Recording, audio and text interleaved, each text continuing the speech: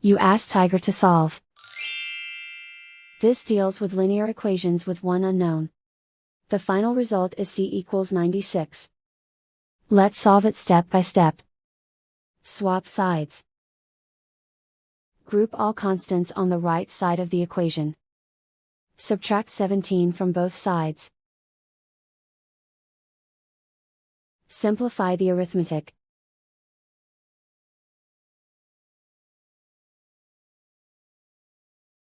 Isolate the c.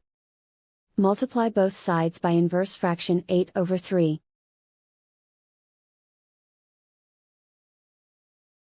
Group like terms.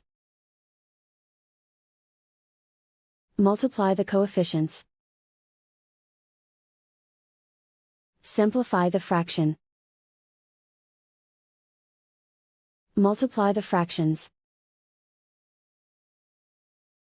Simplify the arithmetic. And so the final result is c equals 96.